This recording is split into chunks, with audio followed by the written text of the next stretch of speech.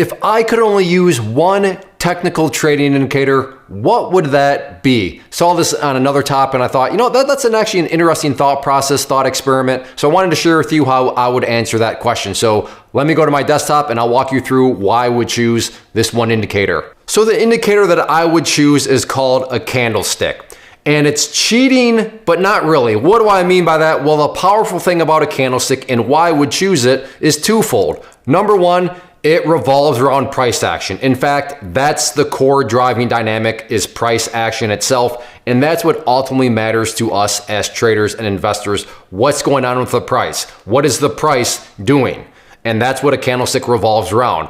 But then second, it actually gives you 4 pieces of data. So one indicator gives you 4 pieces of data, which is, like I said, kind of a cheat, but it's totally, it's not me bending the rules. That's just why the indicator in and of itself is so powerful. So what do I mean by 4 pieces of data? Well, right here is a candlestick itself. And because this is a solid red bar, then the way it works is this part of the candle right there shows the opening price. Where did the price open up? Open up when? Well, because I have it set here to 5 minutes. These candlesticks are 5 minutes, meaning this is what happens over the course of 5 minutes. So when the beginning of this 5 minutes started, that was where the price opened up. And then during that, the price did go up to that area, which was the high. So that's the highest the price went during that 5 minute session.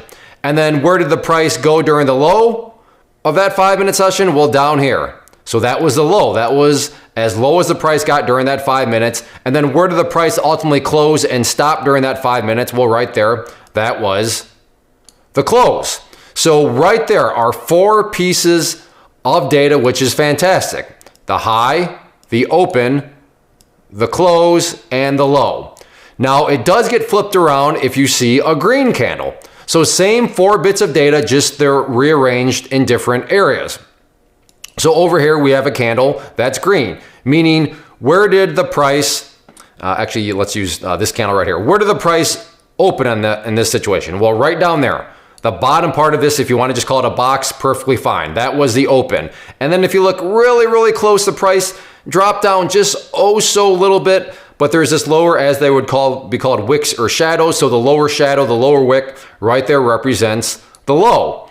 And then where did the price go during the high of this? Well, again, the upper shadow, the upper wick is right there, which shows where the high was. And then where did the price close? Well, in this situation, it closed right there, which is where the close is at. So in other words, the big difference here was that the close and open were different, but that's why this candle was red, meaning the price went down during that 5 minute session. And in this candle, because it's green, the price went up. It opened there and then closed up in that area. But this is what I would use and why I would use it. A candlestick. They're so powerful. And this is what, if I was forced to, my chart would look like. Now, yeah, maybe you could argue, I would argue volume in and of itself is an indicator, but if you wanted to slide in, okay, Clay, well, what would be the second indicator you would use? I would then also use volume. Volume and price action. In other words, volume and candlesticks would be the backbone. But if I was forced into a corner and said, no, Clay, you can literally only use one, this is what my chart would look like, strictly candlesticks. It's pretty crazy though, isn't it? One indicator, yet those 4 very, very valuable pieces of data, because those data come over whatever time frame you want to look at, whether that's 5 minutes as you just saw, it could be an entire day, an entire week,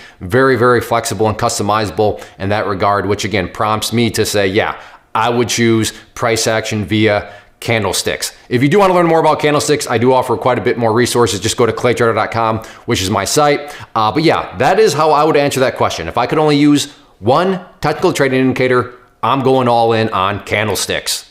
First off, thanks so much for watching the entire video. Real quick, before you go, I want to invite you to a live webinar, web class, training, workshop, online event, whatever you want to call it, but it will be me live revealing to you what I've discovered that has allowed me to transform myself from being an employee to being my own boss, including how I had only one losing day out of 73 days in total. I'm going to cover 3 keys that have helped me unlock profitable consistency within the markets. The first key is super weird, but in a productive type of way. The second key is super awesome because it quite literally is wired into our DNA as humans, making it very easy to use. But in a cruel way, this becomes a pitfall for many traders. I'll explain it all though, including how to avoid the pitfall that it creates for some. And yeah, the third key, when you hear it, sounds way too good to be true, but it's not, and I'll show you how it all works. Then at the end, I open it up for a question and answer session that is, again, totally live. Even if you can't make the live session, please still sign up as it will be recorded, and you can go back and watch the replay that I will send you.